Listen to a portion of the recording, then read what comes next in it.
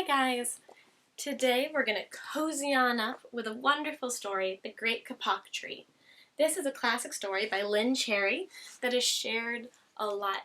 I'm sure a lot of you have heard this story before or read it, but it's always worth reading again. There's a lot of great descriptive language and facts in this story. The author entertains us while we're learning, while they're informing us at the same time. So let's jump into this tale of the Amazon rainforest. Oh, I love this illustration and the map in the front, all the different forest creatures. Now this is a tropical rainforest. The Great Kapok Tree. Two men walked into the rainforest. Moments before, the forest had been alive with the sounds of squawking birds and howling monkeys. Now all was quiet. As the creatures watched the two men and wondered why they had come, the larger man stopped and pointed to the Great Kapok Tree. And then he left. I wonder what they're doing. The smaller man took an axe he carried and struck the trunk of the tree. Whack! Whack! Whack! The sounds of the blows rang through the forest. The woods of the tree was very hard. Chop! Chop! Chop! Ooh, two examples of onomatopoeia.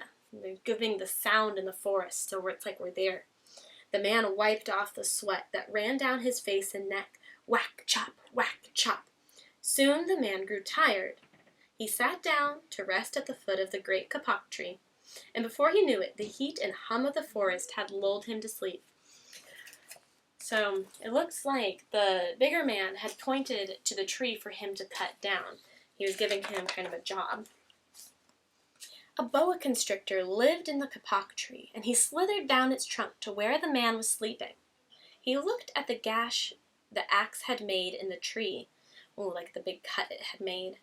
Then the huge snake slid very close to the man and hissed in his ear, "Senor, this tree is a tree of miracles. It is my home, where generations of my ancestors have lived. Do not chop it down." Play that snake voice. A bee buzzed in the sleeping man's ear. "Senor, my hive is in the kapok tree, and I fly from tree to tree to tree and flower to flower, collecting pollen. In this way, I pollinate the trees and flowers throughout the rainforest. You see, all living things depend on one another." They're using that word. They're interdependent on each other to survive. They need each other. And I like that we're learning about all these different animals as they're telling the man how they're important. A troop of monkeys scampered down from the canopy of the kapok tree. They chattered to the sleeping man. "Senor, senor, we have seen the ways of man. You chop down one tree, then come back for another, and the roots of these great trees will wither and die, and there will be nothing left to hold the earth in place. When the heavy rains come, the soil will be washed away, and the forest will become a desert." The monkeys really care about the trees. So they're home. A toucan, a macaw, and a cock of the rock flew down from the canopy. "Senor," squawked the toucan, "you must not cut down the tree. We have flown over the rainforest and seen what happens once you begin to chop down trees. Many people settle on the land. They set fires to clear the underbrush, and soon the forest disappears. Where once there was life and beauty, only black and smoldering ruins remain."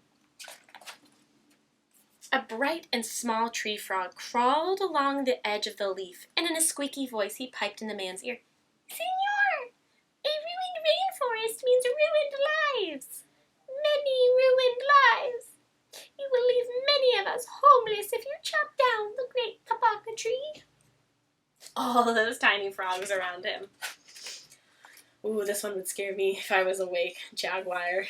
A jaguar had been sleeping along a branch in the middle of the tree. Because his spotted coat blended into the dappled light and shadows of the understory, no one had noticed him. Now he leapt down and padded silently over to the sleeping man. He growled in his ear, "Senor, the kapok tree is home to many birds and animals. If you cut it down, where will I find my dinner?" 4 tree porcupines swung down from the branch to branch and whispered to the man, "Senor, do you know what we animals and humans need in order to live? Oxygen. And senor, do you know what trees produce? Oxygen. If you cut down the forest, you will destroy that which gives us all life, the animals and the humans." Several anteaters climbed down the kapok tree with their young clinging to their backs. So their young is like their babies, their children. The unstriped anteater said to the sleeping man, "Senor, you are chopping down this tree with no thought for the future.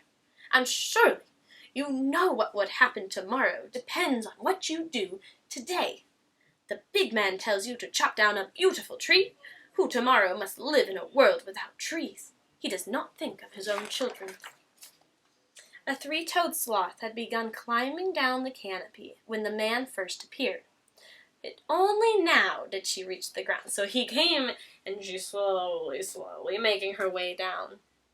Plodding ever so slowly to the sleeping man, she spoke in her deep and lazy voice, "Senor, how much is beauty worth? Can you live without it? If you destroy the beauty of the rainforest, on what would you feast your eyes?"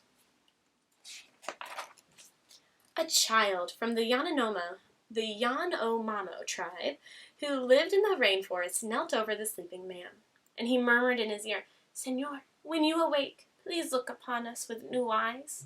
So not like that he's going to have new eyes when he wakes up, but he's asking him to look at the world in a different way, to see if he can protect the tree. The man awoke with a start. Before him stood the rainforest child, and all around him staring were the creatures who depended on the Great Kapok Tree. What wondrous and rare animals they were. If I were him, I would be amazed. Maybe a little scared, because there's a jaguar. But I would be so amazed to see all these creatures coming to me. The man looked about and saw the sun streaming through the canopy. Spots of light glowed like jewels amidst the green forest. Strange and beautiful plants seemed to dangle in the air, suspended from the Great Kapok Tree. The man smelled the fragrant perfume of the flowers. He felt the steamy mist rising from the forest floor, but he heard no sound, for the creatures were strangely silent. I love that descriptive language. I could see, touch, hear, taste where he's at. That author really made me feel like I was the man in that moment. The man stood and picked up his axe. He swung back his arm, though to strike the tree. Suddenly he stopped. He turned and looked at the animals and the child. I think he's changing his mind. He hesitated, then dropped the axe and walked out of the rainforest. Now there's a note from the author. Dear readers, I wrote The Great Kapok Tree to let the world know that what happens to the rainforest creatures and to the entire planet when the rainforests are destroyed. I hope that after reading this book, you will help save the rainforest. The Great Kapok Tree is about the Amazon rainforest, a tropical rainforest, but we have a temperate rainforest in the Pacific Northwest of the United States that we must protect too. That's us here in Washington. Please care for Mother Earth. Together, we can make a difference. By Lynn Sherry. What a wonderful story. Thank you for enjoying it here with me today, and do what you can to also protect our rainforest here in Washington. Until next time.